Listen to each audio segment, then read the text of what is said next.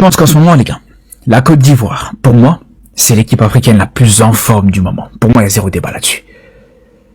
Quand on voit ce qu'ils sont capables de faire sur leurs matchs amicaux, sur leurs 3 derniers matchs amicaux, c'est simple, il n'y a aucune équipe africaine qui fait aussi bien. Et quand je dis aucune équipe africaine, même, on peut même voir à l'échelle mondiale, hein, une équipe qui fait aussi bonne impression en termes de résultats sur les matchs amicaux, même si ça reste que des matchs amicaux, tu trouves très peu, voire quasiment aucune équipe qui fait ça. Et c'est là où pour moi c'est fort. C'est là où pour moi c'est fort, c'est là où pour moi je vous dis, cette équipe ivoirienne, elle sera pas là à la Coupe du Monde pour juste faire figuration. Elle sera pas là à la Coupe du Monde juste pour dire ah coucou on est là, bonjour on est là. Elle sera là pour vraiment bousculer certaines hiérarchies les frères.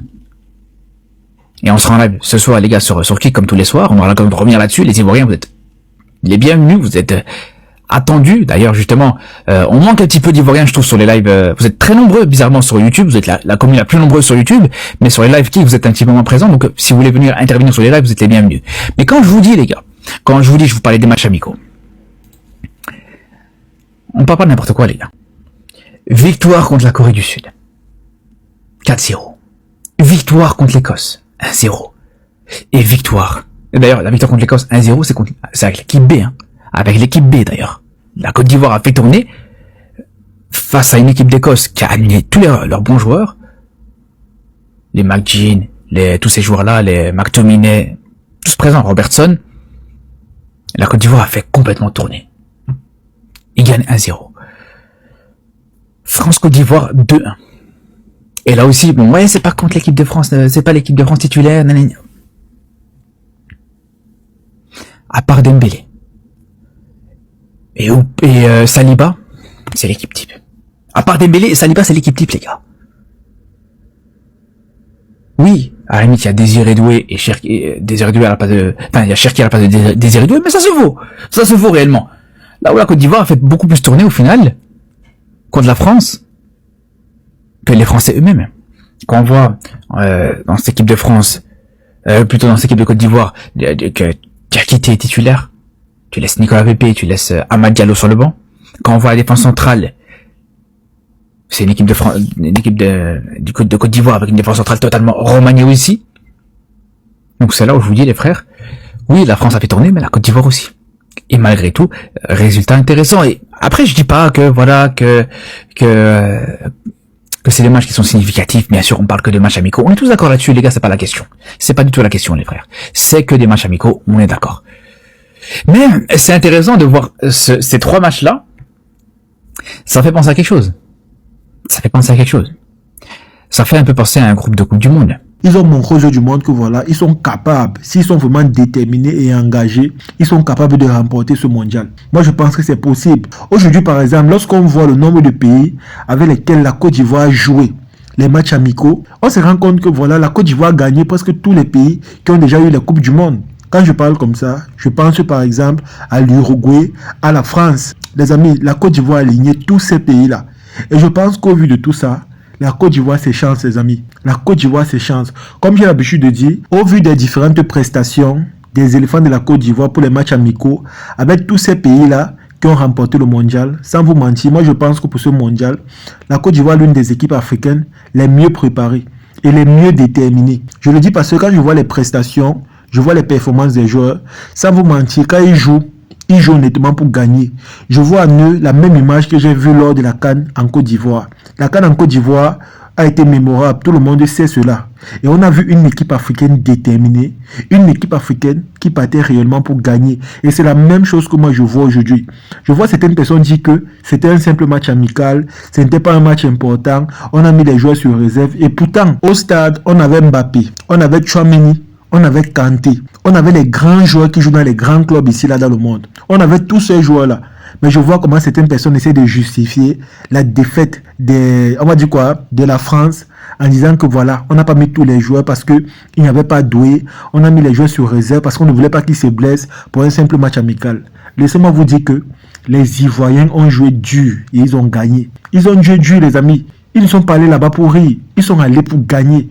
Et c'est ce qu'ils nous ont montré. Donc du coup, tout ce que les gens disent là, depuis un temps là, moi, honnêtement, ça entre dans une oreille et ça sort de l'autre côté. Parce que j'ai l'impression qu'ils essaient de justifier la défaite en se disant que voilà, comme la France a toujours été une équipe très forte, ça signifie qu'ils ont seulement laissé. Laissez-nous ça. vous allez être surpris. Je dis bien que vous allez être surpris.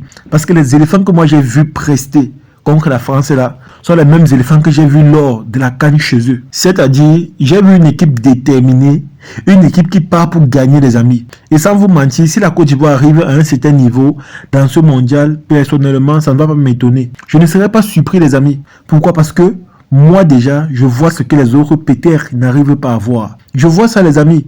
Et mon souhait le plus cher, c'est qu'on brise cette malédiction. Parce que jusqu'à aujourd'hui, il y a des gens qui sont convaincus que voilà, aucun pays africain ne peut gagner la Coupe du Monde. Je dis bien jusqu'à aujourd'hui. Ils oublient que le football évolue, les choses changent. Et on a de plus en plus de joueurs performants. Ils oublient ça carrément. Et dans leur tête, ils ont simplement fixé que voilà, aucun pays africain ne peut remporter le mondial devant les grands pays en Europe qui ont des joueurs hyper bons ou encore qui évoluent dans les grands clubs. Eux, c'est ce qu'ils se sont dit.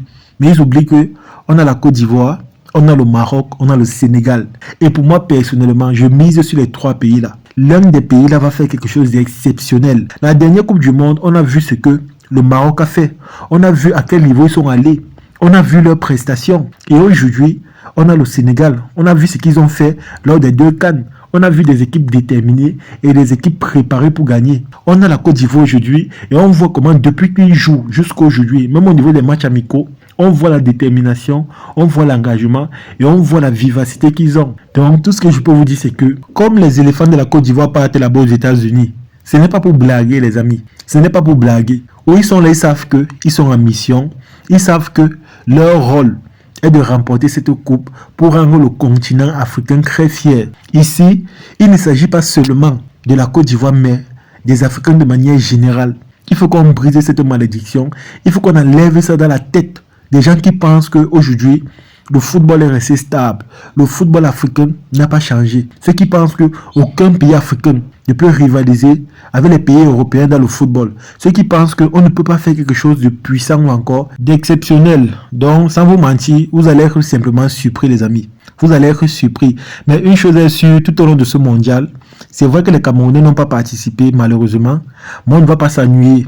Parce que les Ivoiriens, à travers ce qui a déjà commencé sur les réseaux là, à travers leurs bouquins, le buzz ou encore les polémiques, une chose est sûre, on ne va pas s'ennuyer, les amis. On ne va pas s'ennuyer. Depuis que la Côte d'Ivoire a gagné la France, on voit ce qui se passe sur les réseaux. On voit comment les chaînes françaises en parlent. On voit comment le monde entier parle de ça. Même aujourd'hui, comme je vous ai dit, j'ai vu des débats camerounais et on ne parlait que de ça. On ne parlait que de l'ambiance, du boucan, du bruit que la Côte d'Ivoire fait lorsqu'ils ont gagné la France, les amis. On ne parlait que de ça. Donc du coup, préparez-vous. Parce que si la Côte d'Ivoire gagne, honnêtement, peut-être que dans le monde entier, on va déclarer peut-être une semaine fériée. Parce qu'on n'aura plus jamais la paix. On n'aura plus jamais la paix, les amis. Et sans vous mentir, ce sera quelque chose d'incroyable. En tout cas, c'est ici que s'est terminée cette vidéo. J'espère que vous avez aimé. J'espère que vous avez apprécié. Comme j'ai dit, les amis, c'est vrai que les Camerounais n'ont pas la chance de participer à ce mondial. Mais une chose est sûre, les Camerounais, dans leur grande majorité, hormis les clashs ou encore les polémiques sur les réseaux, on supporte la Côte d'Ivoire. Et chaque jour, je confirme cela, lorsque je me balade dans certains endroits, sans vous mentir, de plus en plus, on voit des Camerounais qui portent les maillots ivoiriens. Imaginez un peu, de plus en plus. C'est-à-dire, on a accepté que voilà, on n'a pas la chance de participer cette fois-ci au mondial, mais on sait que le pays avec lequel nous sommes bango, nous sommes là avec eux de cœur, c'est la Côte d'Ivoire.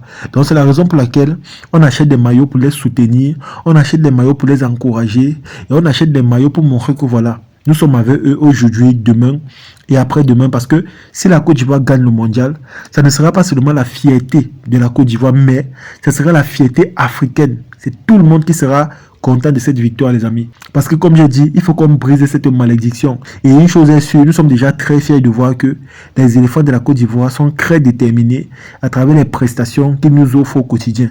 Nous sommes tellement contents de voir cela. Parce que les éléphants de la Côte d'Ivoire ne blaguent pas, les amis.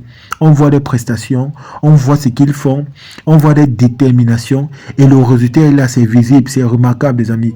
C'est simplement remarquable. Donc du coup, chers éléphants de la Côte d'Ivoire, sachez que c'est l'Afrique de manière générale qui est avec vous. Les Camerounais en particulier sont derrière vous. Allez remporter ce mondial pour rendre le continent africain fier, pour nous faire rêver et pour briser également la malédiction qui a été mise sur les équipes africaines. Ceux qui pensent qu'on ne peut jamais gagner là, Il faut qu'on les enlève ce plaisir-là ou encore cette pensée-là. C'est de ça qu'il s'agit. En tout cas, c'est ici que se termine la vidéo. Partagez-le au maximum et on se dit à la prochaine.